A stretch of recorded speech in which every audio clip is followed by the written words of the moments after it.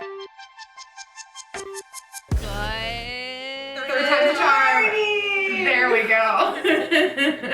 I think that's like our Kylie Jenner version of the good morning when she wakes up the story. What is she Good. Well, how's she doing? I don't know, actually. It's like really like intense, isn't it? There was a whole merch line because of it. Kylie Jenner, good. Yeah. She was like, I'm sure it's all, this. Oh, Rise and Shine. That's what it was. Rise and Shine. That's what it was. Wait, I have to listen to it. Exactly. Yep. I don't know. I can't hear it either. Okay. Is you rise and shine. Oh my. Rise and shine. Rise and shine. Well, what I was gonna say is it sounds like we're talking to our kids when we're like, good morning. I literally say that to my child. I was like, "Chat, you are also my children." Good morning. We're Twitch moms essentially. Good morning, everyone. It is still morning. We just made it just in time. Yep, half an hour. We're Yeah. not late. You're late. What is it? Princess Diaries? It's like, we're not late. Everyone else is just early.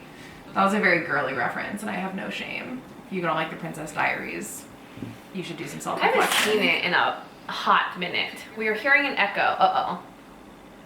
Oh. Mute. No? Mute. Where would it be echoing? I don't know. Hold on. Hello. Echo. I don't hear an echo. Wrong mic. No? I only have one mic. Brennan. What did you do? I know. Oh. Oh, that's probably what it was. Yeah, but the cam link doesn't have. There's no microphone. Is this better? No, it's not my headphone mic. That is better? Yeah, what was it? It was a scene in OBS. Was it OBS? Yeah. So I made anyways, I made a new like profile in OBS for the podcast so I could just switch scenes a lot easier, and some stuff got messed up, but we're better. Okay. We're back. Wait, are we quiet now? Mm-hmm. No. I can change the I was just trying to threshold. close. Oh, it's The answer is no. I thought you were looking at that. I'm quiet. It's because I'm not close to the mic. Let me change the noise gate. Is that better? Can you hear us? This is just a technical adjustment stream. Chat can help us fix our shit.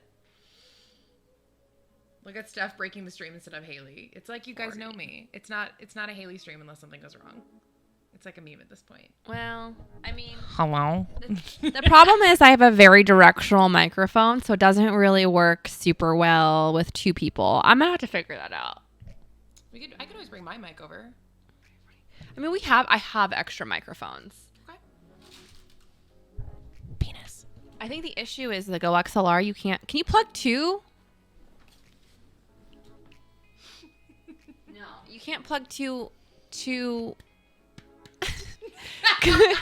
You can't plug two Go XLR mics into the back or you can't plug two XLR mics into the back of the Go XLR. That's really annoying. You should have a line-in mic and an XLR one. I mean, I do have a second microphone that's USB. I just don't know where it is. Plug it in. I could bring one. I have extras. I mean, so do I. We have so many. Just off. Well, that's okay. So yeah, we're just gonna have to get cozy. We're just gonna be really cute like this the whole stream. Yeah. Did you know that the Princess Diaries is how I fell in love with what's the sexiest Chris of the Chris's? What's his name? Chris. We're gonna have a different opinion on this. Wait, what's his name? Chris Evans is No, not Chris Evans. Chris Hemsworth? That's Superman. Nope, that's Thor. No, Chris Evans is Captain America. And that Diaries. What is his name? Chris Pine. Chris Pine. He's the hottest Chris. No, for sure. Chris Hemsworth is hands down Have you the seen hottest Chris Pine's face? Have you seen his face? Yes, I don't. He's okay. Oh my god, he's so hot. Have you seen? Please hold. Just Like, are you? You know what? Like, tell me that is not a gorgeously attractive human. tell me that is not a gorgeously. Okay, but he's just like generally speaking. Of course, he's a specimen. Look at but when I him. look at his face, Yeah, but he's also got the versus accent. Chris Pine's But he's face. got an I know. I'm accent. talking purely face. How tall is Chris Pine? I'm just saying that he's been my celebrity crush since day one. How tall is he? 6 feet. Exactly. Doesn't he kind of, like, his facial hair here reminds me of Rick a lot. Yeah. Yeah. Eyebrows. I have a type, chat. It's very clear at this point in life. What about Chris Pratt? Chris Pratt's funny, man. I like Chris Pratt. I don't find him attractive. I don't find him unattractive. But he's not like Chris Pine level to me. Like if Chris Pratt never opened his mouth, I would probably not pick him up out of a lineup, but his personality makes him really attractive. It's true. That's Chris Hemsworth is all around my favorite. He's hot. I think so it used to be Brad Pitt back in Brad Pitt's heyday, and then it was Ryan Reynolds for a long time for me. Really? Yes, and then now it's Chris Hemsworth. He's just so hot, and he's funny, and he's got an accent. The accent will always help him. But he's got the personality. I like have that personality type too. That's true. Funny, sarcastic people. Chris Evans is like all American classic, like, pretty boy for sure. But I also love his personality too. Guys, can we just talk about how gorgeous Steph's office looks? Because holy shit, it's so beautiful. Look at this, the lighting. It looks so good. This is the first time I've seen it in person, and it turned out so nice. You keep talking. I'll keep talking. I will look for I will something. talk away, ladies and gents. What are you looking for? I don't know what she's looking for. Oh my God, the wires. Steph literally just pulled out entire rat's nuts of wires behind her desk. And I just see in between the monitors just like a shit ton of wires. This is great. Anyway, hi everyone. How are we doing? How was the ultrasound? It was good. It was really good. The good news is it's not Previa. The okay news is that I'm still not 100% cleared. So like long story short, to be cleared for like safe natural childbirth, the placenta has to be at least 2 centimeters from the cervix. And right now it's 1.5 centimeters. So it has to move literally half a centimeter and then I'm good. So we'll get there as he continues to grow. We'll get better. But yeah. Hi everyone. It was good. Yesterday was a good day. I went to the recycling center, not kidding, chat, 4 times. 4 times because there was so much cardboard in my garage. If you guys are from Steph's chat and you don't know, I just moved up here to Portland. And so we're still in the process of unpacking everything. It's chaos. But it's good. And we're slowly making progress. And so that felt really good to do because we had the ultrasound yesterday and I was like, all right, well, if I'm not going to have a whole lot of time to stream today. So I'm like, I might as well just make the most of it. And yeah. Also, do you know it's free to go to the recycling center and throw stuff away? Yeah, I didn't know that. So it was just the guys there got to know me. We became buds. I was like, I'll be back. And he's like, yep, I'll see you in 20 minutes when you're back again. But it's kind of why we were like, Steph and I were like, what do we want to talk about today? And my original thought was, well, we could talk about house management because Steph obviously just redid her whole office, which looks amazing. And they're doing a bunch of different stuff around their house. And like, I'm finishing up the backyard. We have the closet people in today. So there's like a lot of house management things happening. So, are you waiting for me to stop talking so you can talk into that? Okay, go ahead. Can you guys hear me? Oh, that's really peaky. Can you guys hear me in this one? Right into it. Well, I don't know where to put it. I think it picks up both of us. Is it gonna? Yeah, I definitely will. It's not gonna be low enough sensitivity for both of us. But I can mute it when I'm not talking. You can. It just might be kind of annoying. Okay. So am I keeping this mic right now? Oh yeah, I get the pretty mic. But yeah, maybe this is weird, but I really like house management and doing things around my house, which I feel like is new. Wait, you're saying there's no echo, Brennan? Can you hear me? Can you hear me? Can you hear her when let's talk at the same time. Hello, this is us talking. Let's say at the same time. We're talking. Should I move this? Wait, try now. So can you hear me too? They said it sounds actually fine. Nope, it's fine. Oh, bitches, let's go. What's up? Shout out my sponsor, Razor. There you go. Feels good, man. Is this our new setup now? So I'm just going to hold it.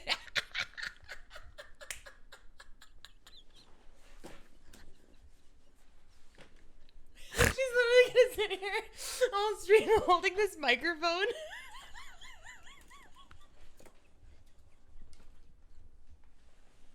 really shouldn't be that funny. It's so funny. Oh, chat. Oh my god.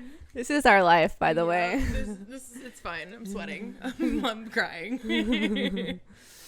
Oh man. Thank you, civilian. That was such a sweet compliment. This is one of the few pregnancy outfits that I wear that's actually comfortable. I remember, dude, I lived in like stretchy dresses I because bought you the don't shorts want that to. you sent me, by the way, like literally 2 nights ago. You sent me a pair of shorts I needed to buy on Amazon. You said you had like 50 of them. Oh yes, I just bought them. the biker shorts. Oh my god, they're the most comfortable things. Yep. Because let's be honest, pants don't happen when you're pregnant, especially like when you're starting. You're like you popped and you got a belly. Oh, it's too close. Where do you want me to? Maybe I could do like. What if you just put it on the table in front of you? It's like too far. Is it too Like- far? Like look at it doesn't even hit the yellow. Does it need to hit the yellow? I can move it. No, it. you need to hit the. You're fine. Okay. All right. I'm just saying for Is this? the candle. I feel like I want to take a picture and show you. I'm just really used to like being really close to my microphone. It's true. You do. You keep yours really close to your. Well, because mine's really different. That's really cute. Oh yeah, I'm gonna change your contact photo in my phone now. That was amazing. Hi, Mom. Tape it to the handle of the broom. Oh, that makes me so happy. Aw, is that your mom in chat? Mm-hmm. Hi, Steph's mommy. Hello. She's gonna be here in like 2 weeks. Really? 2.5 Oh my gosh, I weeks. want to meet her. Yeah, she'll make Yay! food. She'll cook us dinner. I love food. I can't wait. She loves food too. Oh yes, big foodies. Yes. Already have something very important in common. Mm-hmm. Steph swallows her mic. My mic is incredibly directional because if it's not, back in our old house, Brennan would come through like crazy. So.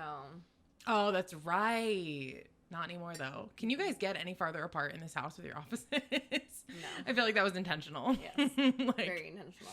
yeah, we don't need to worry about that anymore. No. He's still loud-ish, but he's got like sound panels in his office now. So Which look really good. He was showing me his office. It looks phenomenal.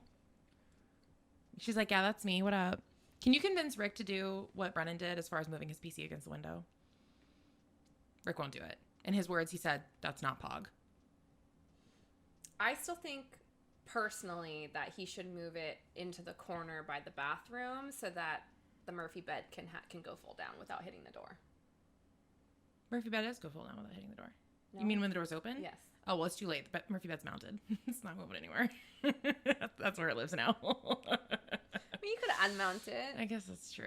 Guys, it took us weeks, but we built a big ass Murphy bed. Yeah. And Yeah. It works. It's good. Vern came over last night and they finished it together. It looks really good in there. But yeah, we may need to move some stuff around. Yeah. Because like right now it comes down and it's like this far from his desk. And so if he, for whatever reason, like let's say we have people over and they're staying in the room, if they want to like get up to leave, it's like they have to squeeze. It's just very awkward. I know. It's awkward.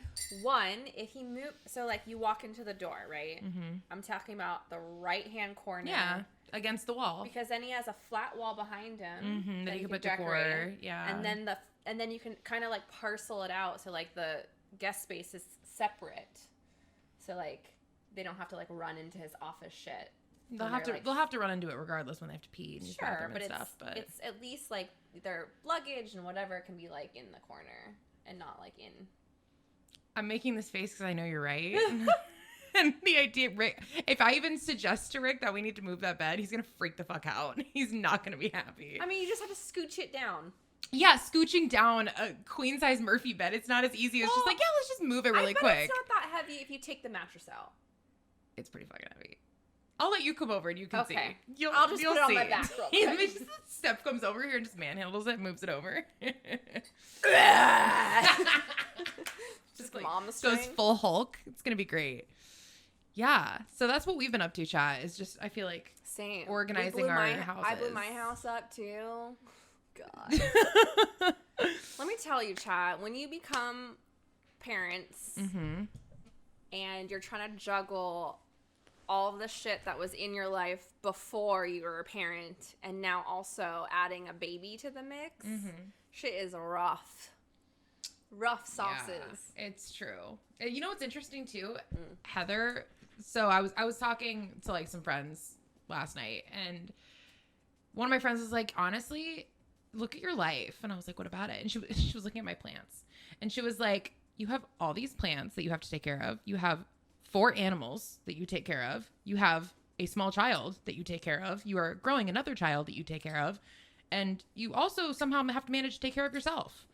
Like, And your how? house. And your husband. Yeah. And she put it into perspective, and I was like, oh, you're not wrong. I do all of those things. And it was very like, I don't know, it kind of shifted my perspective a little bit. So it made me feel a little bit better about that. So you saying that, it's like, it's true. Yeah. It's not as easy as just being like, oh yeah, let's just bring a baby into the mix and keep streaming for 8 to 10 hours a day and like live your life. But not even that. It's like, okay, like I really wanted to build the entertainment center, and then I put Cohen on the ground for tummy time, and that lasts all of 5 minutes. So I got 2 screws in, and then you're just like, okay, well, guess I'm not doing that. Yep. It'll be easier when he's sitting up and he can be like the age where Hazel was like in that playpen.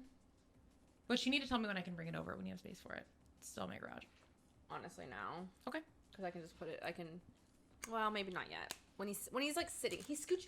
Brendan, do you have the clip? I saw. He told me. I haven't seen the clip yet, but Brendan, he told me it happened. Do you have the clip? Brendan, do you have the clip? It's happening. Things are happening. Like, I have a lot of plants now. He goes like this in the clip. He puts his arms out, and then he just pulls himself and scooches his whole body. And we were like, it's starting. You tweeted it earlier. This is how it starts, chat, with babies. Yeah. So once he's like able to kind of like self-entertain, just like put a shit ton of toys in there, and I can still watch him, and I'm still like present in there and talking to him, but I don't have to like. Well, I was gonna say it's gonna be easier when he drops some of his naps. That's not food, Mr. Oh, look at him go! Look at him go! Food. That's not food, Mr. Dinosaur. Oh my god! Oh, he's like basically crawling. You guys see this? Watch this. Look how Scooting. Where you going? This is your baby. This is your child. Can you? Oh my god! Holy shit! Did you just see that? He just pulled himself with his arms. Holy shit! He points like no one can see the baby. Holy like, shit! He's so fucking close. Isn't that crazy? Oh my god, was chat freaking out? I bet they were losing their minds. That's so cute. I'm gonna drop the link in chat so you guys can see what we're talking about. Oh my god, that's so freaking cute. Isn't that funny? Plants, guys, here's a pro tip if you guys are trying to like raise plants in your house is download the app Planta. Life-changing. Yeah, but then you realize, so like Planta is like okay, in my opinion, it's if you're fucking single and you don't have any animals and you can dedicate like every single day to plants, because here's the thing. If you want your plants to be like big and huge and luscious and like perfect and like grow perfectly, then all the plants have different schedules. Like some plants need more water, some plants need less water, some plants need more fertilizer, some plants need more like misting and like all this shit. And so if you want to take care of your plants perfectly, there's just 1,000 steps. And I was doing that, and I had Planta, and I had all my alerts, and every single day I would go down the list, and I'd be like, oh, this one needs to be misted, and it was great, and they looked beautiful. And then I had a baby, and I was like, fuck that, and my plants are lucky if they get watered once every 2 weeks. Yep, so it's true. That's true. I'm probably not gonna. And that's why September. All my plants are consolidated into one spot. But they look so good there. Because I am not walking around my entire house and doing it. And that's the other thing. If I learned how to water plants so right now all my plants are still in nursery, so they have holes in the bottom, so you just saturate the water as much as you can, and then the extra water leaks out, and then you're fine. But if you repot them and the pots don't have holes, it's great because they stay watered longer, but you have to be way more diligent about paying attention to like how dry the soil is, otherwise they can get root rot, and that sucks. But I was thinking about it. It'd be so nice just to walk around with like a little watering pail and just water them and not have to worry about it. But then I'm like, I'm absolutely gonna kill it, because I'm just gonna be like, you never know. That's why if you get durable plants like pothos, for example, they're so durable. You cannot go wrong with a pothos. They survived the move, which is impressive. Yeah, your peace lily is impressive too. It tells you when it's like dying, and then you just water it and it goes boop.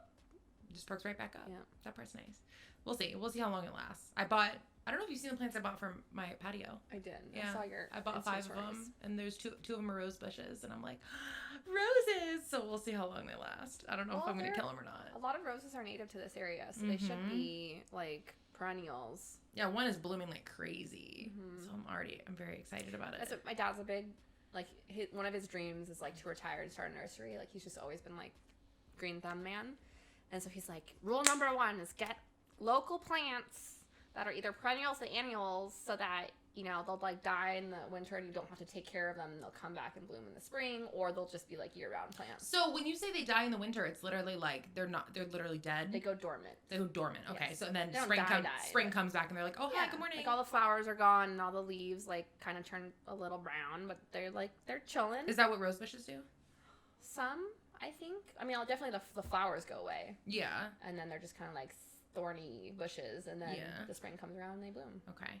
So I have 2 of them that are potted, and then our landscaper is coming out sometime, hopefully in the next month, and he's gonna plant more. He's gonna plant rose and peony bushes all around. So I'm like, okay, I need to figure out how to take care of these. Otherwise, Rick's like, so how are we gonna do this? Like, what do you expect? I'm like, can't the landscape, like the gardener, do it? And They'll he's like, weed and stuff, but you need to get like maybe? one of those like fertilizer bags that like go on your hose, and then you can like spray them when they need to be fertilized. Oh my god, I've got so much to learn. Yeah. I really don't want to kill my bushes. Yeah. I'm paying all this money to have landscaping, and I really don't want to kill them all. I mean, if they're older bushes, like if they're like established, like you're not buying like a little baby one. Yeah. They should be hardier, but I know, once they grow roots and stuff. So we're doing it the good time of year, where it's the time that they'll grow and they'll branch out and all that. dude, look at my highlighter. Oh, Is it poppin'? Oh, it totally poppin'. is. Look at you, girl. Yeah. Yeah, I think it's interesting because I take so much more interest in caring for my space now that I'm a parent. And I feel like that I've seen the same thing happen with you too. Like, your life in general before Cohen was born compared to like what you do now, you seem to care a lot more about having like your space clean and the dishes done and like having built things like this, like your office done. Like, I don't know. Do you think that's true? So yes and no. I think so. I've always had a limit. I've always had a line in the sand where like once shit gets past that line, either too messy or too cluttered or too whatever, I just snap and I go like full tornado. Yep. And I just like clean, Freak the organize, fuck build, out. do everything until like, but like it's really bad for me to hit that point because I turn into like an evil person. Like I'm so just like, I turn into like literally like the Wicked Witch of the West. I'm just like, I must finish cleaning. And like Brendan's like, okay, I'm going to stay out of your fucking way because you're a psycho right now. And so it's not great because I get really mean and just I'm like get really overwhelmed and I get into this like headspace where I'm like, if I don't do this, like I'm going to be miserable. And so I think the difference now is that line has scooched in a lot closer, right? So Yeah, so your tolerance is a lot lower than it Yes. used to be. yes. So do you find yourself hitting that point more frequently? Yes. Really? Yeah, absolutely. Because it's not about me anymore, right? Right. It's about my line is like when I see dog hair on Cohen's like play mat, I'm just like, no, I can't have that. That makes me so like, anxious, right? Because now you're caring for your infant child who has no immune system, and so you're like, I have to have everything clean. But then there's like moments like this, right? And again, so house management, you have these. I guess it's different if you were to start a family in an established household, but we both moved into brand new spaces while pregnant, or now that I have my kid, and we decided to start over with this house. So it's not like we brought all of our old furniture and everything was just done. We started from square one, and there was the pandemic and all the fires, and so like furniture was super slow to deliver, and we're still working on some of our living spaces that aren't finished yet. And so it just I know. I don't know. It's like it's so anxiety inducing. Like I had an actual breaking point in my office where I was like, I don't feel motivated to stream at all because I walk in here and it's literally storage space. Everything that was like left over from Cohen's room we brought in here. Everything that was left over from the bonus room we brought in here. Everything that was left over from whatever we brought in here. And so I had like lamps and I had like baby shit and I had like boxes and like all this stuff. And I was just like, I'm literally streaming out of a storage closet and it sucks. And you could see it in my background and it just like made me feel really uncomfortable. And so I told Brennan, I literally just like one day I was like, we have a long weekend. You're not streaming in the mornings. I'm just not going to stream for like 3 days and we're going to bust this out. And then we did. And I walk in here and I'm like, like my background looks great. I feel great. Like I still have so many plans for this place. So like where that chair is, I ordered like this really cute armchair and there's a rug and like little like nesting tables that are going next to it. So then when Brendan and Cohen are here, they can go hang out in the background. And they're like, you know, kind of like how you had the beanbag with Rick.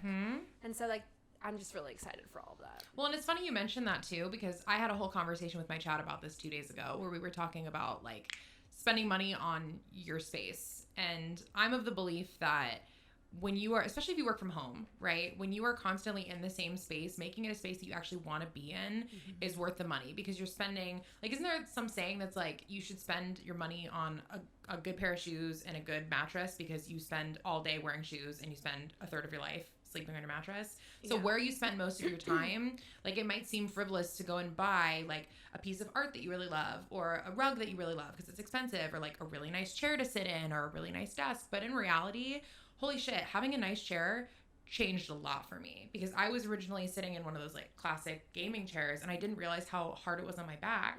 And everybody was like, Herman Miller. So I was like, all right, I'll try it. I sat in one. I went to a literal like chair store for it and I was like, oh my God. And it was like life changing. And those chairs are not cheap. Mind you, I got one on offer for like a third of the retail price, but making that upgrade, it felt painful, but oh my God, it was easier to stream longer. I didn't realize how much it was affecting me. Like just in general, this space, making it a space that you really are excited to spend time in helps with your mental health so much. And your motivation and your desire to create, I mean, for us specifically, like create content and like we've talked about it, chat, and we've talked about it too, but like when you're in the position where you're a new mom and you're trying to juggle your old life and your new life and like how to merge them and stuff like that, there is a lot of mom guilt and so much mom guilt. And like, you know, just when there's not the extra motivating factor, it's really easy to give in to the mom guilt and just not do the other stuff.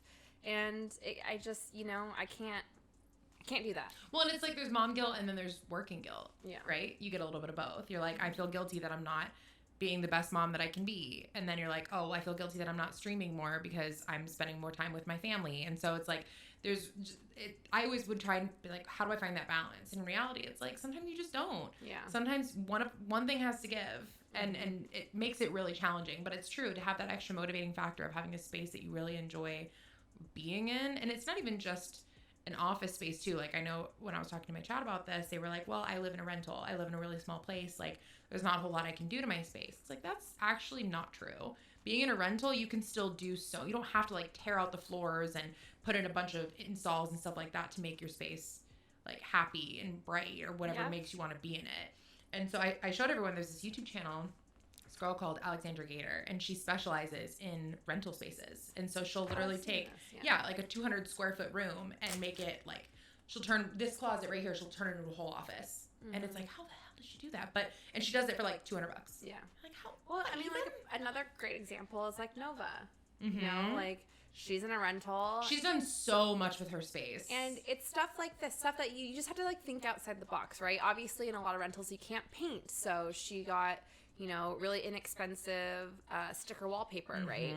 And if you get highly rated stuff, so just make sure you do your research on the products you're buying. You don't want to damage the walls. But that stuff peels off like so easy. It's like decals. And it doesn't have to look perfect. You don't have to be like a home improvement specialist. Like if you have a couple bubbles in there, no one's gonna see it, right? But you can do like a really cool backdrop, and then you don't have to mount anything into your walls. You can get cool furniture. IKEA's really cheap. OfferUp or Facebook Marketplace, you can get like secondhand stuff for super inexpensive, and then you know you'll find a way to do it. It's more about putting in the effort than it is, you know, about not being able to afford it or to find the space. Yeah, that's true. You could, believe it or not, you can actually do a lot with small spaces by just using the walls.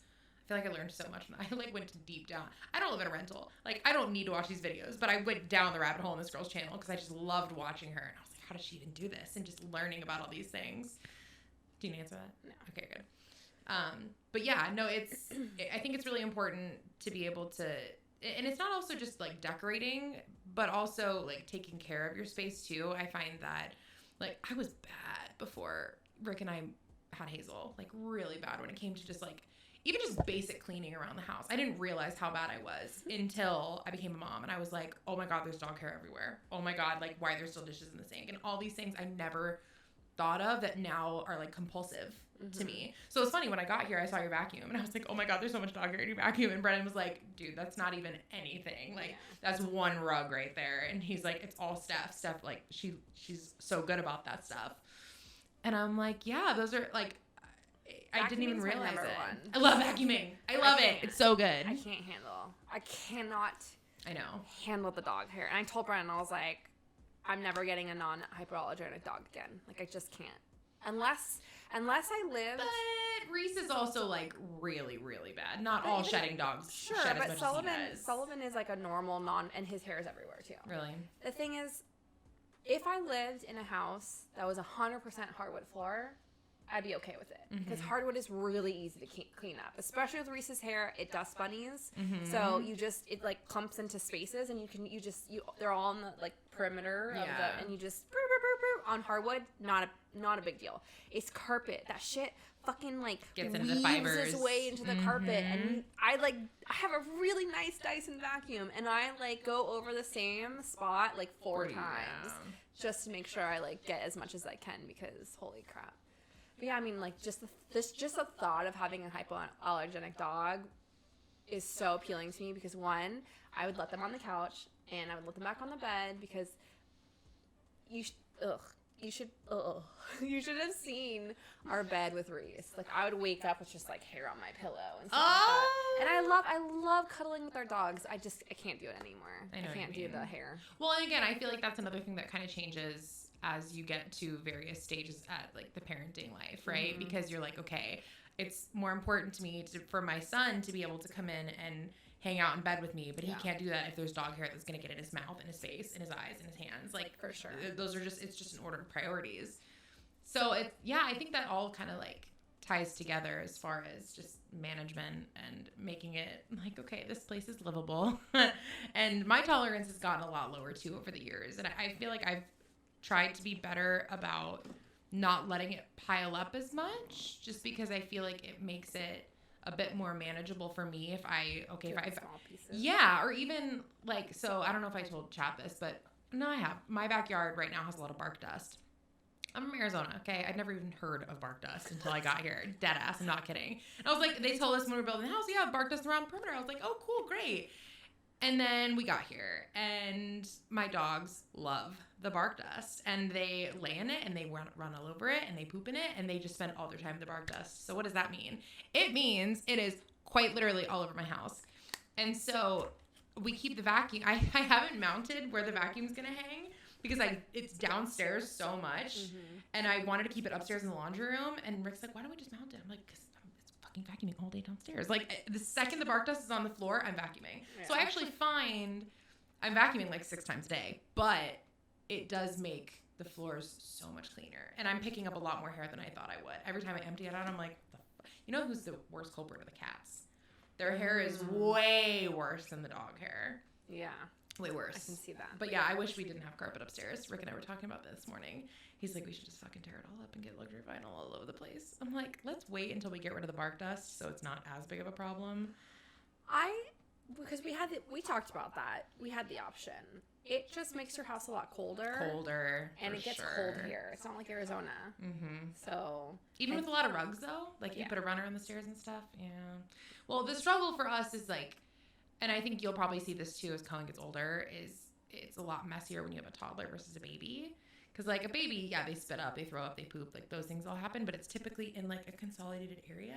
For instance, like week 2 of us living in this house, Hazel had an accident and she was trying to make it to the potty, but she was walking from her bedroom down the stairs and she like realized she couldn't hold it. And so there was like a little trail of pee down my carpet stairs. And I was like, oh no. So just things like that. It's not like one consolidated space for it. Now it's like all over the place. So that makes it more challenging. But I love the idea of carpet. And it's nice if we can just keep it freaking clean. That's all I want. If we So can I keep will it clean. say it's not, I didn't realize it's actually not out of this world expensive to get your carpets clean professionally. Really? And what I've heard is if you do it like either once a year or once every 2 years, you can do like an express carpet clean where they come in and just steam clean like the top instead of doing like a deep dive. And it just takes out all the stains, smells, and like odors. Yeah. And it just takes a day to dry. So I don't know. I should try something like. I mean, but it's just a struggle because we've literally lived there for 5 minutes, and we're already like, how are we gonna do this? I mean, same. Like we like moved in, and like literally a week later, like Reese vomited all over our carpet. No, like, stop.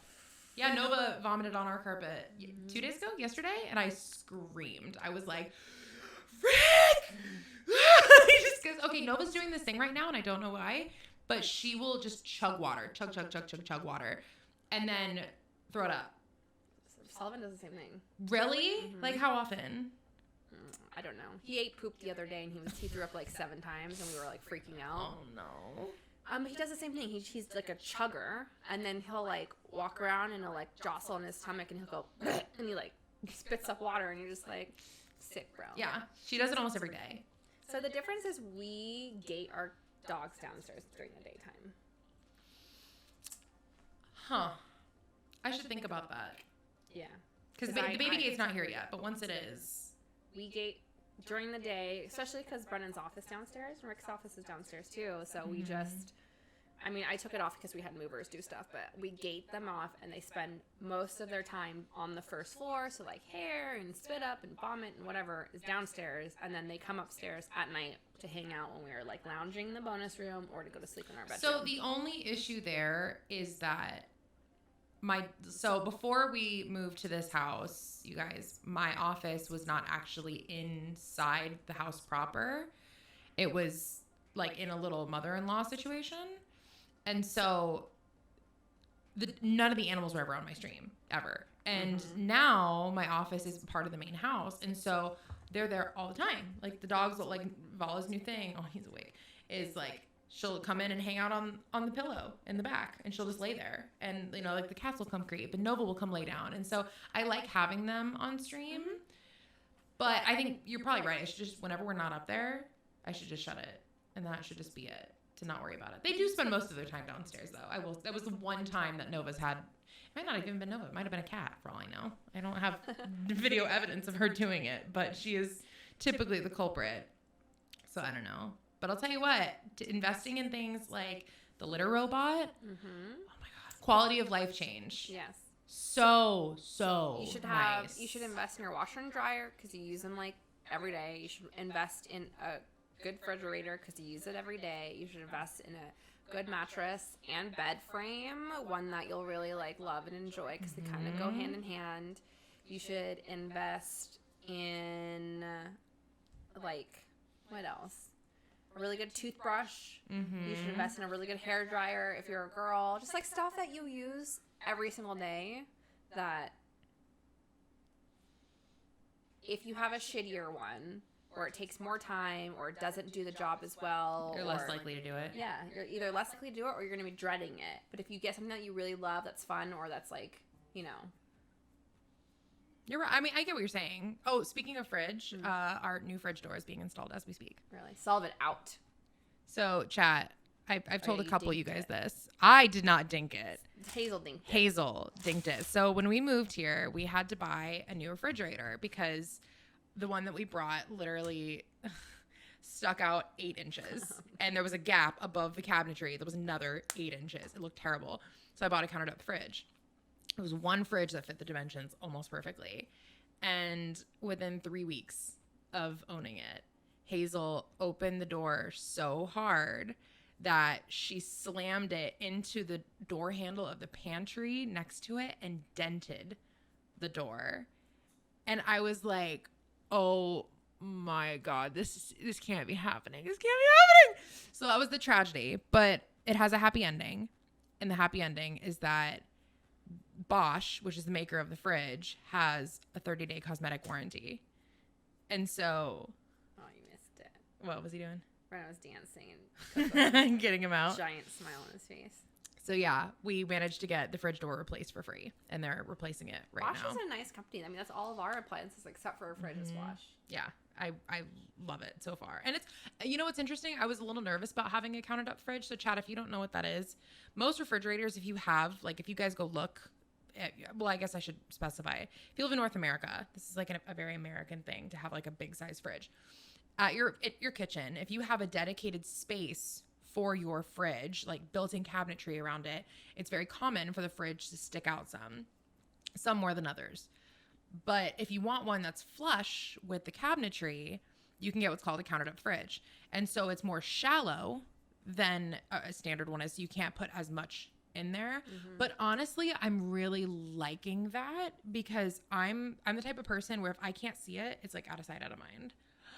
Good morning. Hey, baby. Oh, smile. Hi, baby. buddy. Sure. Oh my gosh. Good morning. Oh, hi, buddy. Good morning. Mwah. You with you, mama? Hi, baby. Oh, that was a big smile. Oh my gosh, he's so happy. So we had a counter depth fridge, and it was really tough until we got the second fridge in the Did you just not have space for everything? So it's less about a daily use and more like if you're entertaining and you have Yes. leftovers or you want to put a pizza box in there or something like that. So this fridge, it's funny. The pizza box thing was a genuine concern because we're like, oh my God, the door's not going to shut.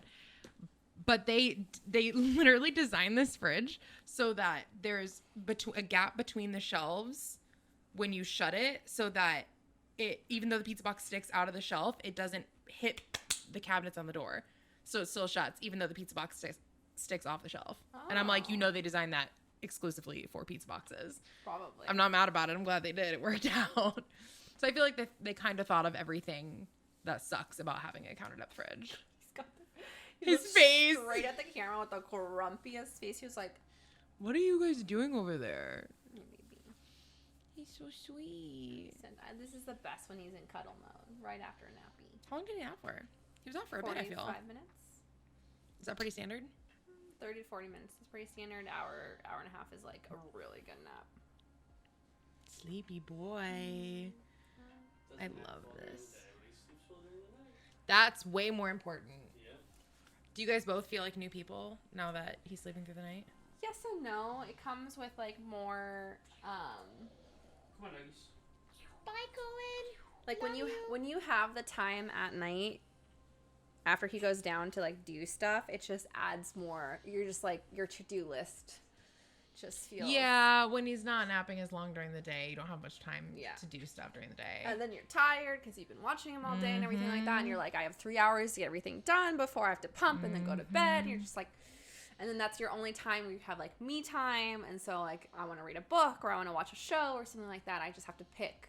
And right now I'm picking me because I'm just really overwhelmed. So I haven't done any of my chores and my house is a disaster. Well, let it be known, I offered to come over and help her, Well, so- and she has yet to take me up on it. Friends' parents are offering too. Ooh. And so, yeah.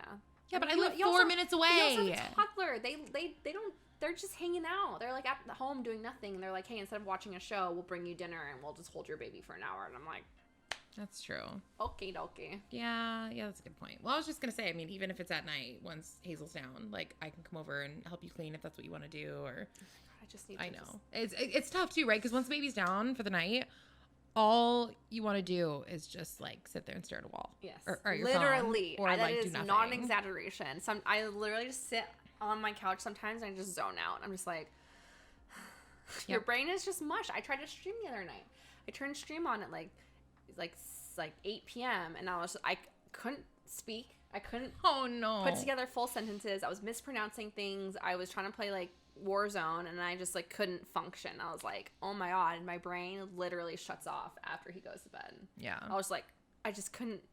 I was like, I have no hand-eye coordination. Can't do anything. And that's tough too because then you get to the point where you're like, here's the thing about streaming is that when you aren't your best self, or you're not enjoying it, or you're not awake or whatever, people can see that, right? Just purely based on your demeanor. It's like they come in and they're like, all right, Haley's not having fun, or Steph's not having fun, or not feeling her best.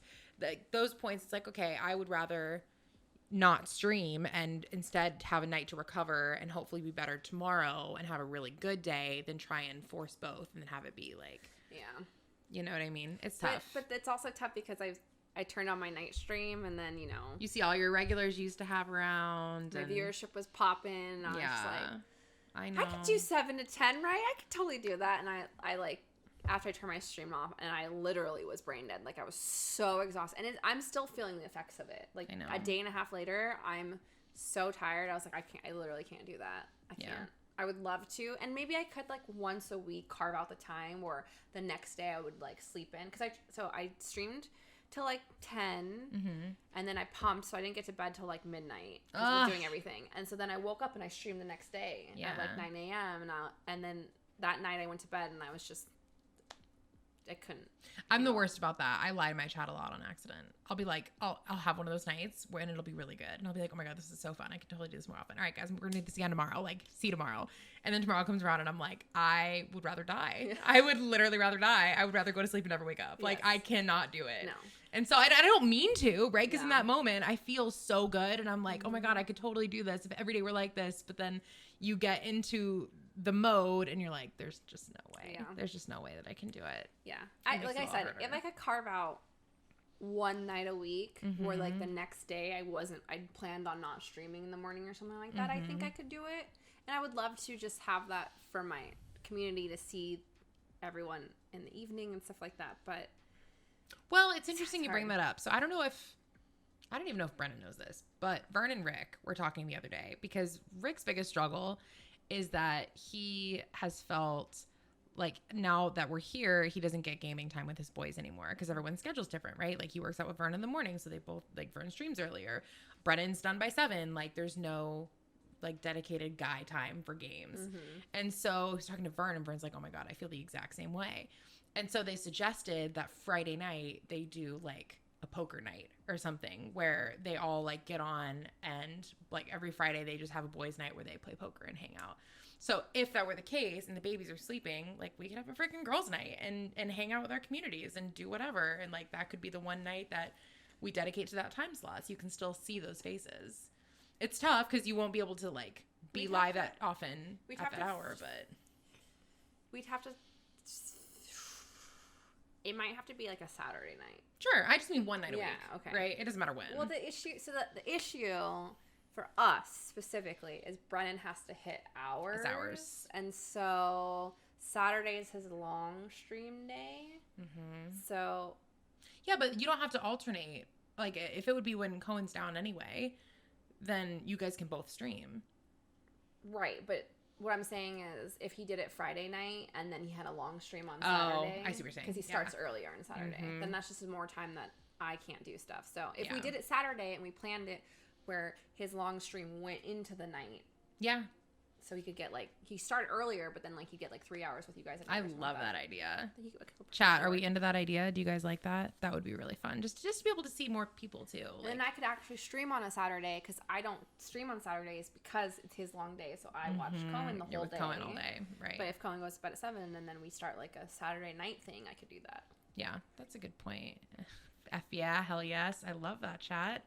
This is the feedback we need to see. Yeah, I'm super down. In fact, Steph just saw a really cute game that she showed me earlier that we could totally. Well, you and I can do that, just us in the morning. That's true. We are both live at the same. How have we not played anything together? So we're both live at the same time. We don't really play the same games. I haven't been playing games at all. I have been playing 0 games. I've been exclusively a memeing, just chatting streamer for like 2 months now.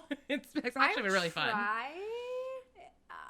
It's hard. One, it's hard because I don't have. So I play like BR games. Apex, Battle or Warzone, yeah. And so like those games require like kind of like a dedicated group of people to play with all the time, because it is one of those games that like, you know, helps if you have like communication and all that, and like know each other's play styles and whatever. And for a minute there, like, Sam was taking time off work so he could play in the mornings and da-da-da. And I had, like, this little group of people that I could play with, and it was actually really fun. And then they all went back to work and whatever. And now I have no one to play with. And I tried playing solo Warzone yesterday, and I wanted to literally gouge my eyeballs out with the spoon. So it was not that fun. Not that fun, but, you know, she has another eye she could gouge out tomorrow. Yeah. And then, but, like, there's stuff like, I don't know, like The Sims, but I really enjoy streaming more when it's a social thing. So just to give you some context, like the last streams that I did have been rate my fridge stream and a rate my pantry. I'm dead ass. I would literally have people post pictures of their fridges in my Discord, and I would open them up and I would rate them on a scale of 1 to 10, and like based on like content, variety, overall freshness, organization, right? Oh my goodness. And it was so fucking fun. And then like the pantry one, I was like, all right, whoever has the best pantry, chat decided the winner. They got to choose. They got VIP in my chat for a week. Oh, like, and it was just fun to fuck around and like not feel like I had to sit there and play games for that long, especially because I'm in the reason I haven't been playing games is because I've been in a very serious dry spell for games. Like there hasn't been anything that's come out that I've been super excited to play. Why haven't you played Resident Evil Village? I fucking hate scary games. I cannot. Not, I have a sub goal. I said at 2,000 subscribers, I will play a scary game. That's how I feel about it. It's not a horror game. I know. It's like an action game with some like tense, scary-ish moments, but compared to Resident Evil 7, Resident Evil 8 is more of an action game. Mm-hmm. So I think you can get up there with my chat and try and bully me into playing with them. 2,000 subscribers. Ask my stream. I do not like scary games either, but I really enjoy like single player experiences that are really immersive, and it's not that long. It's like a 3 or 4 stream game. So did you ever play so Rick and I we're almost done with It Takes Two. We were right about to finish it the other night, and then Hazel woke up and I was like, well, that's that. But there's another game that those developers made. It's like an escape game. You're like in prison or something. I can't remember the name of it. Did you ever play it? A Way Out. I was gonna say that'd be fun to do something like that, just like a duo game where you could fuck around and have fun too. I don't know. I hear Knockout City is actually really fun. Have you seen it yet? Yeah, Brian says it's super, super fun, and then it's really repetitive. Okay. Yeah. So like, I feel like a lot of games are like that. Mm-hmm. That's how Pokemon Snap was for me. I started playing it, and I was having so much fun, and then I got bored. Yeah. It's just like, I need something new. You know what I need to come out is the new Diablo. What did I do? I fucked something up. Can people not hear us? I think I turned it too high. Hello? Yeah, you're good now. Oh, I'm good now? Okay. Oh, yeah, we watched that house tour. That was really fun. Tucker does that. He does Zillow house tour like things. Well, no, there was this one house that was literally it's known as, they call it The One. It's 100,000 square feet, and it's $500 million in Bel Air in California. And it's like a tour. There were 2 separate videos of this tour, and it wasn't even the house that was so like jaw dropping. It was the builder. It was the guy who was running the show and talking about it, because he is the most arrogant, narcissistic, like you could literally sit down and like dissect his brain, because he was that cuckoo for Cocoa Puffs. He was the kind, like, they did this interview with him and he was like, this house is going to change the world. And they're like, well, how is this one house going to change the world? And he's like, he just goes into how like there's going to be all these events that happen there, and how like all these big things are going to be streamed from his house, and it's going to be multi-million-dollar deals on his private jet. And he goes, the world needs a champion, and I know I can be that champion. My chat and I were like, what did you just say? Like, he's that kind of, Diaz, the one house. He's just nuts. That was the most entertaining part of the video. It was not the house itself. The house itself was, I mean, it was just extravagant, right? It was outrageous. Right, and there's only so it was much the you guy can do with the house, you know? Oh, yeah. I mean, he was talking about how he wanted to put a helicopter pad in there, but he couldn't get the permits to do it. So he was going to buy a helicopter, gut it, put it up there anyway, furnish it inside, and turn it into a nightclub on top of the nightclub that's already in the house. What? That's what happens when you have so much money, you don't know what else to do with your life. It's not going to sell. He already has a foreclosure notice on it because he hasn't been paying back the loan. It's taken 10 years to build this house. 100,000 square feet, Steph. Look it up. It's called The One. You should watch the video. Yep, there it is. It is obscene. Is he making money off of this? No, so the producer, Is Michael, this- or whoever this is, he gave him the opportunity to come in and see the house the first time. Like, it's never before been seen. This is the office. I mean, it's gorgeous. Oh, it's outrageous. Like, no one actually needs this. But that guy, the guy in the beanie, he never takes his sunglasses off, so you can never see his face. Oh, yeah, and he's getting divorced. He fell in love with a girl who he met during COVID, and they got married during COVID, and now they're getting divorced during COVID, but he thinks that it might still work out, and they made a music video together. Oh my god. Where did he even get the money to build this house? He's a builder, so he has like several properties that he's built and sold and stuff like that. So he doesn't actually anticipate living in this house. He thinks it's gonna sell. But as Niall something is his name, Niall Niami. I mean, it's gorgeous. Oh yeah, it's insane.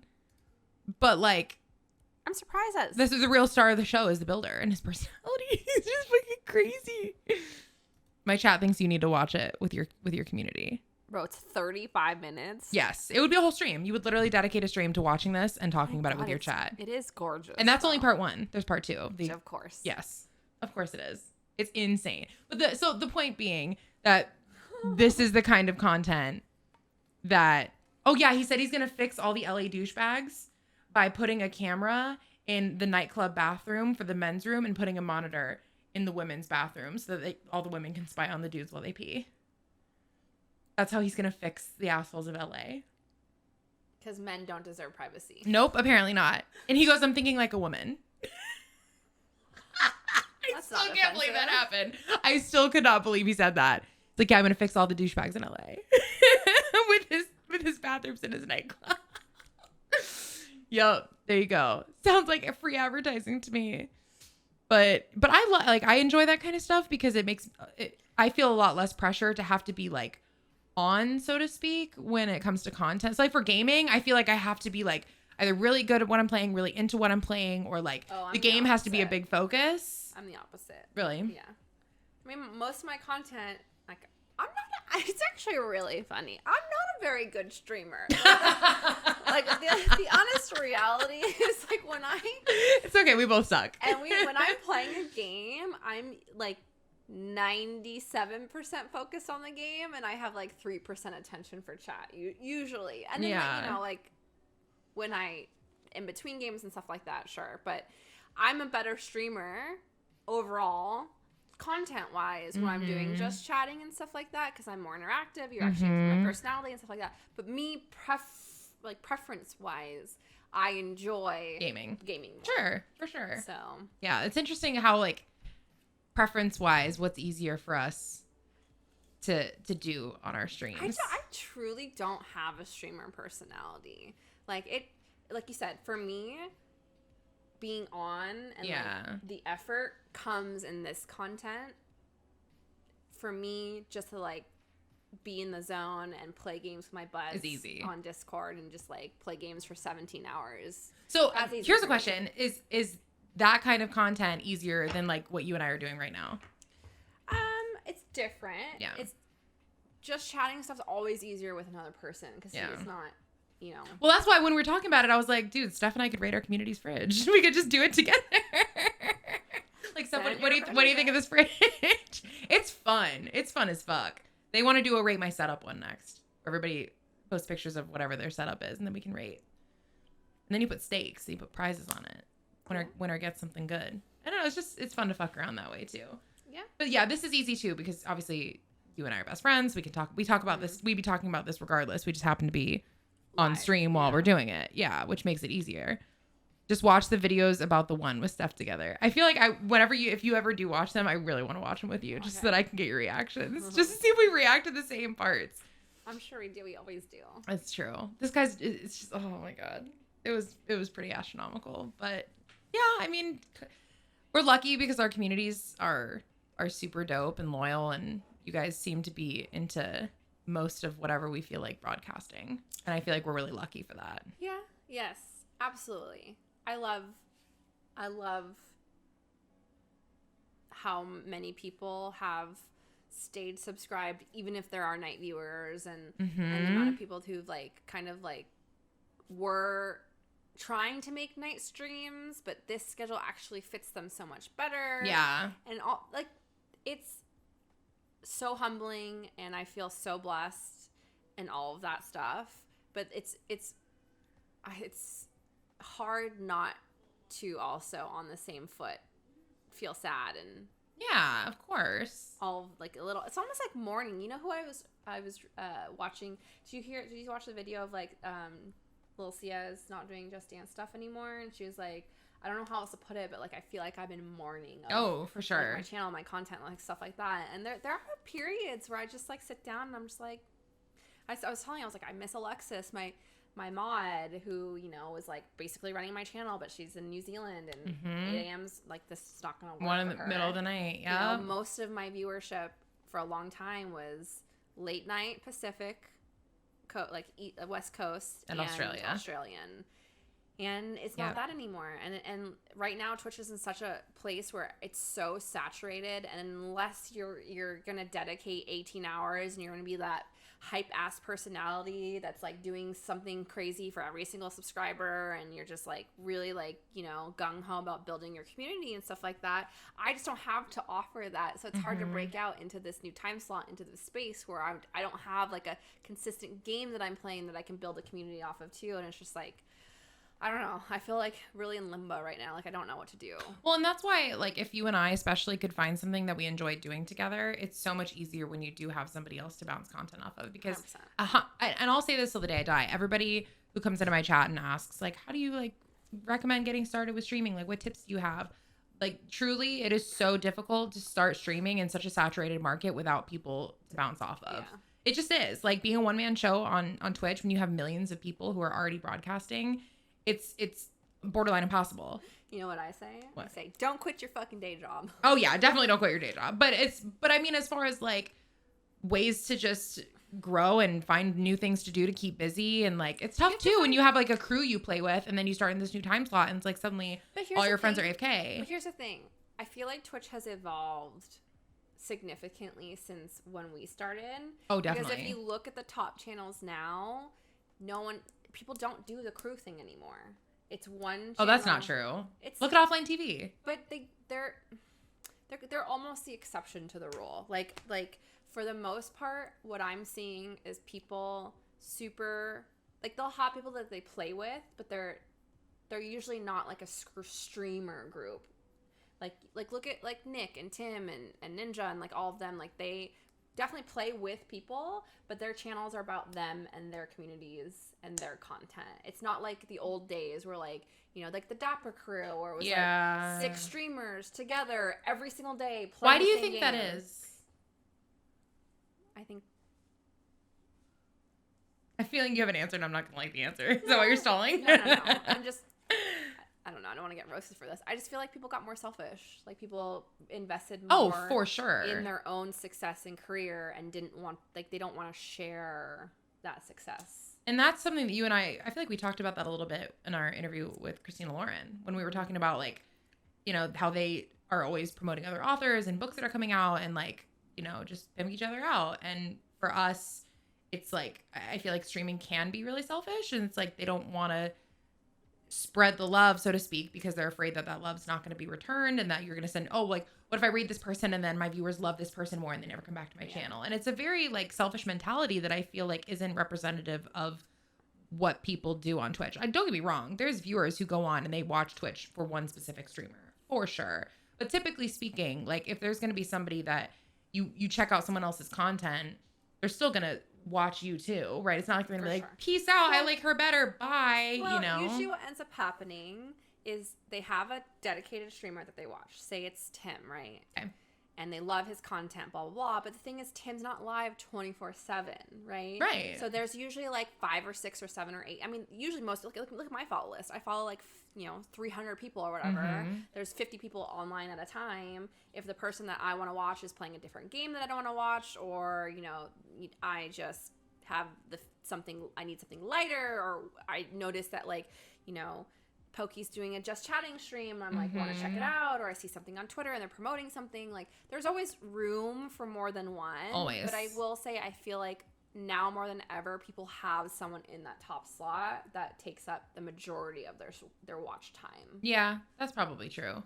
Well, and it's tough too, because a lot of, like, Cat Jesus makes a good point. A lot of it does have to do with the games being played, right? Like, Among Us was a big one to get people together.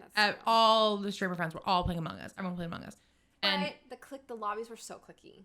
Oh, very clicky. It was very, like, I remember I would get invited to some lobbies and I would almost feel like honored. Yeah. Like, oh my God, you actually want to play games with me? Like, really? And then GTA, which is a huge opportunity for people to grow and thrive, is still so exclusive, right? Like, you can only get into this server if you, like, one, are whitelisted, which in itself is a bitch to do. But then two, even if you're whitelisted, there's, like, usually a huge wait time to get in. You have to sit there for 6 to 8 hours to even get approved for the lobby. And so it's a huge commitment to be able to do it. And do you even have the personality for RP? Like, it's not as easy as just like, hey, you want to play this game? Yeah.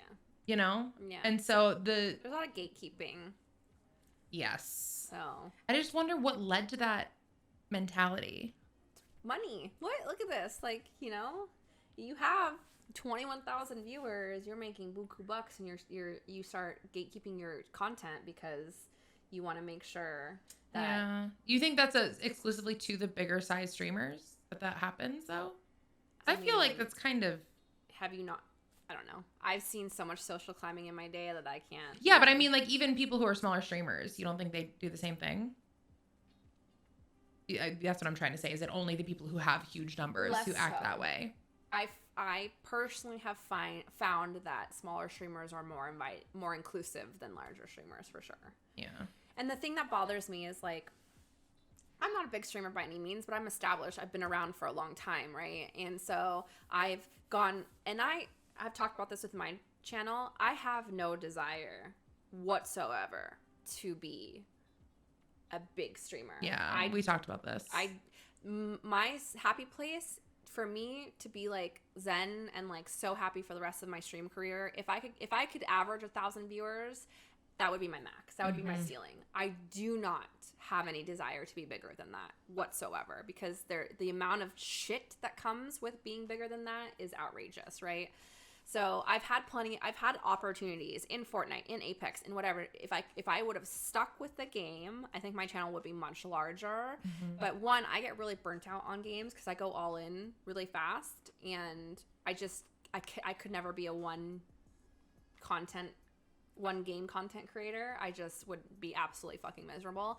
And two, I just saw the channel starting to grow, and like the amount of like anxiety, toxic people, and like the amount of like entitled people that come through and demand stuff of you that I don't have the attention span or desire to give. I would back out. I'd leave. I left Apex. I left Fortnite. I left all these games that ended up blowing up, and the people that I was playing with blew up with those games, and I'm glad I didn't. But the thing is, like, the people that I invited, small streamers, like 10 to 20 viewers, 50 viewers max, I would invite these smaller content creators to play Apex, to play Fortnite, to play these other games with me.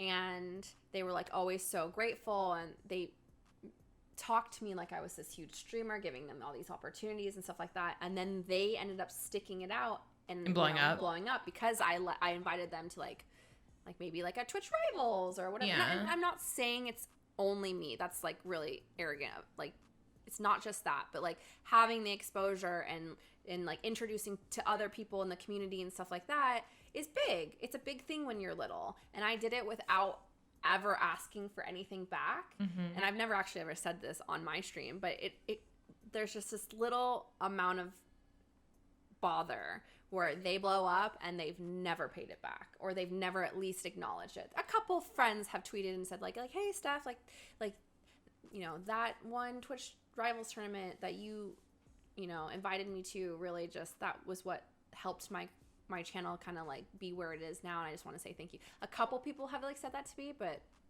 there are so many that have never even acknowledged that, and I'm just like, that kind of sucks. Like, I've had plenty of help, right?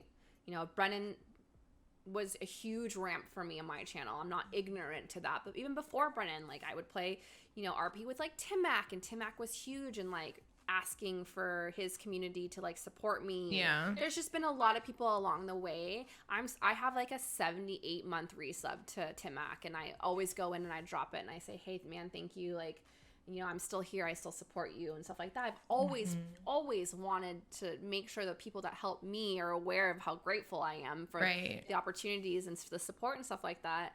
And it just sucks a little bit when it's not reciprocated. Yes. Yeah. And you have to wonder like why that is, you know? Like, and I think that's probably a good point too to establish why maybe some people are not as willing to broadcast with other streamers. If you've been burned like that and it feels like you've been taken advantage of, then it makes it a lot more difficult to be as authentic and wanting to spend time with other people and help grow other communities. And it's like, for sure, you know, and that's when you have to think about, okay, like, why am I doing this? Am I doing this because I genuinely want to? Am I doing it because I feel obligated to? Like, you know, I never want to get to the point where I feel like, I guess what's the word I'm looking for? Not scorned, but just like, there's a word of not pessimistic, like closed off, where I just expect that it's not going to work out.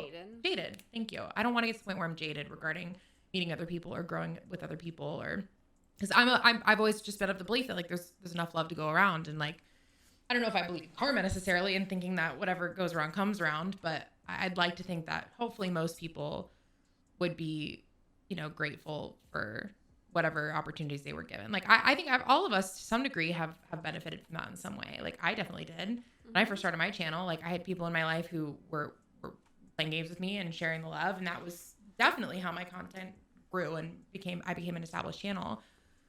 So I think it's important to and again, it's not necessarily that they're not grateful. If like I ever like asked them or confronted them, I'm sure they'd be like, "Oh my God, no!" Like, yeah, it's the thing. It's just a shitty feeling. No, it's just how they show it, right? Like, it's not like I would play games with people and I would throw them a host every single time I was done. Yeah, right? Yeah. And they never. It's not. They don't. It's not. You know what I mean? It's not hard to host someone. It's not hard to raise them. But it's back to that mentality where you like, oh my God, but maybe they'll like their content better and like never come back. Yeah, that's not how it works. It's not.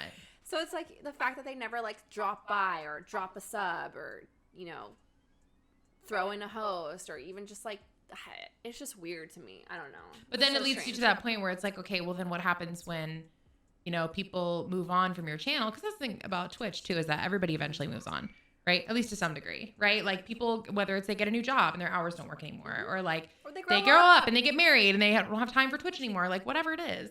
Hi, Bubba.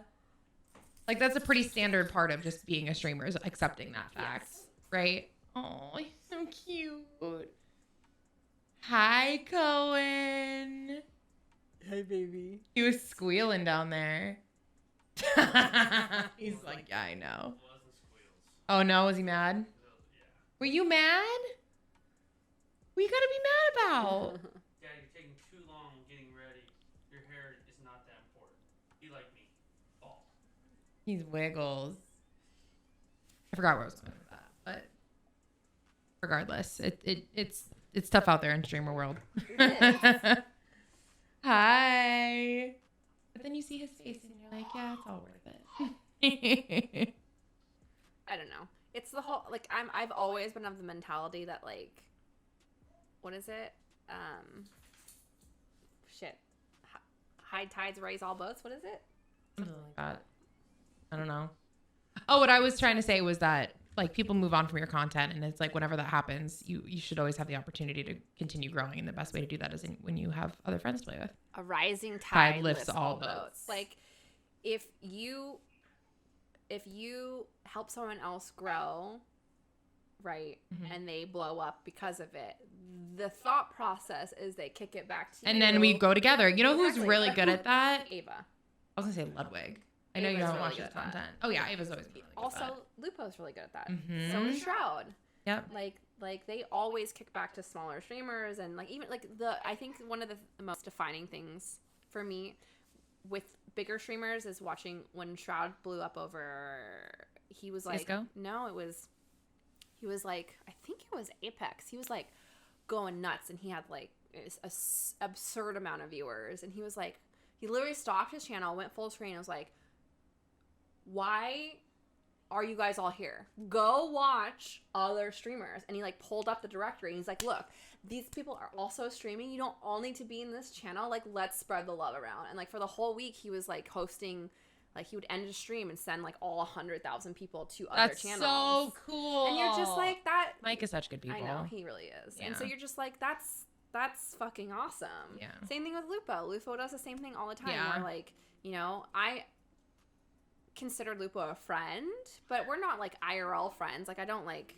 you know, text him on the weekend or anything like that. But like, he's really good people. And like, if I saw him in person, I would absolutely go up to him and say hello, give him a hug. You know?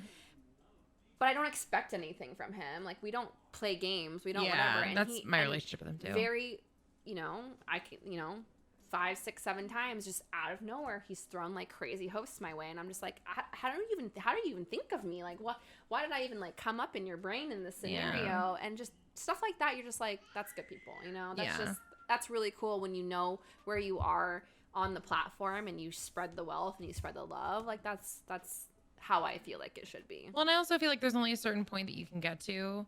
Well, maybe not. I was going to say, I feel like once you've hit a certain viewership on Twitch, it's like any higher than that, you're still going to have the same craziness, right? Like, what's the difference really between, 40,000 viewers and 60,000 viewers, right? And so noticing that and taking advantage of that and saying, okay, and like spreading the love to other people is, I think, a great way to give back. But then I was like, well, then there's people like Ninja who are like actual celebrities now because they got so big. So it's like, maybe not. I don't know that I would ever want that. That would be really overwhelming. I really don't. It'd be terrifying. I got if a I'm small being honest. taste of it when Brennan was that big back in the day. Yeah. You know, Brennan, when there wasn't 10,000 viewers on the channel, and Brennan was averaging 10,000 viewers on the channel, and that was like pretty much like the entire site at the point. You know what I mean? Like, the amount of shit that came with it, I just can't handle it.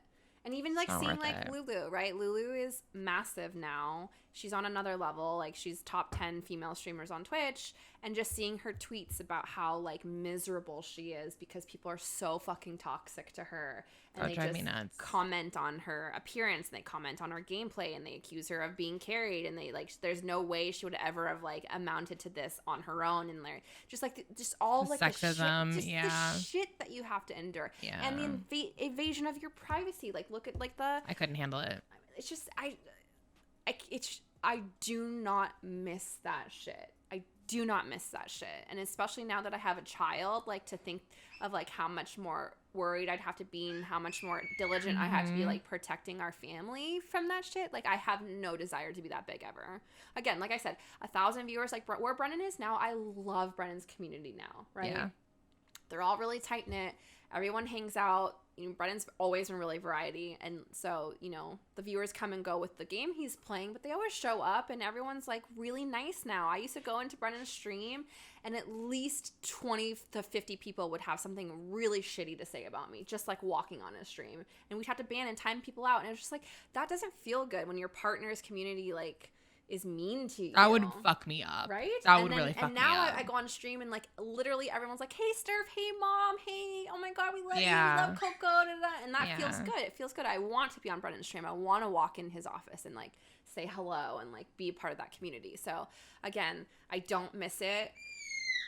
It's not something I ever want for myself. But again, I think some of the best communities on Twitch are like the 1,000 viewer communities where like that's enough where you know you can sustain financially for as long as 1,000 viewers show up. You'll always have like the good sub count, exactly. Ad revenue, blah, blah, blah. And you, that is so sustainable. Not to say that you can't, at our size, at 100 or 200 viewers, you just have to work a little harder. Oh, for sure. Yeah. You have to work way harder. And like, it makes me really grateful. You just mentioning that makes me grateful for like even Rick's community too.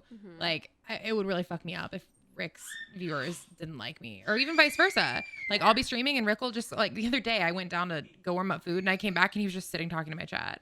And I was like, what the fuck? And then I look at my chat and they're like, oh my God, hi Rick, Dad, we love you. Like, same thing they with love Brennan. Rick. Sometimes I have to go breastfeed and Brennan just comes and sits on my stream and talks about basketball every time. But or Brennan had to like leave the house and like go run an errand really quick. And so I just sat on his stream with Coco for like 20 minutes. Like, that's what, like, I love that so much more, to be honest.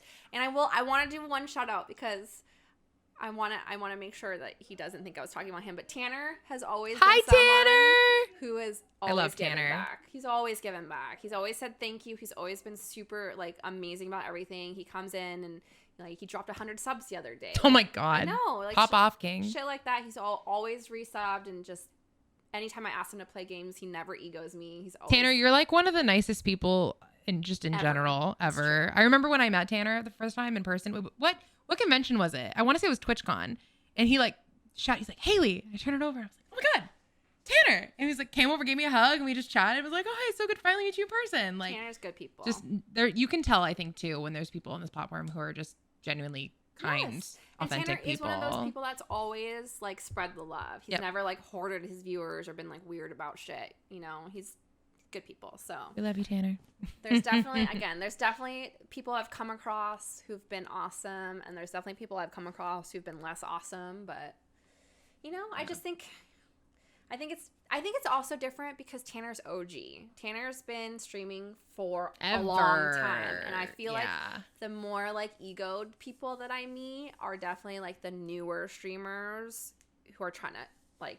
Well, and it's tough too because it makes things more clicky that way. Oh, like, 100%. like you and I are so close because I think we've recognized over the years that it's like when you find people who you know are authentic and are there because they want to be your friend versus, you know, other outside opportunities. It's like you don't want to let those people go. You're like, okay, these are my people, and then it makes it kind of harder to open up and let other people in, and then it makes you seem more standoffish because it's like, well, they've already established themselves in this crew. It's like, and that's tough too because I always want to make new friends. I always want to get to know new people but you and are like really reach nice out. and super social. But I'm also not. I'm not.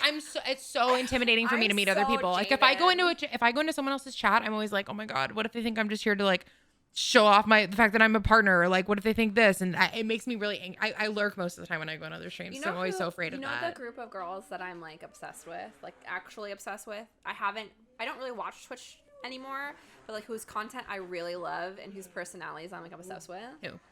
Is Lexi and like Ashley Roboto. Like that. They're so girl. great. Yeah. Lexi is so entertaining. She's so funny. She has She's one of those so personalities funny. where whatever she says, I'm like, Yep. I'm so into it. And then Ashley's just got this like She's so bubbly content. and Well, she just has fun content on and- lock. Like Yeah. her little clips, I always watch them on Twitter, and I am cry laughing every time. She's got content on lock. She's a really good editor with whatever she does with her stuff. So they're awesome. Yeah. Go check them out if you guys don't already know who we're talking about. Those are two really awesome Absolutely. content creators on Twitter. And Lexi just got married. I know. She looks so happy. I know. We love it. We love spreading the love. There you go. Lexi Games and Ashley Ashley Roboto. Roboto. Check 'em out. Yeah. I feel like I should make a whole list of content creators that I recommend for other people to check out. Well, there was a point where the whole like auto host, remember? Is that who's not a thing anymore? People don't use it anymore. It's not I a thing. do. I mean, I don't like manage it actively. I probably should, but like, yeah, people don't really do it anymore. They don't really.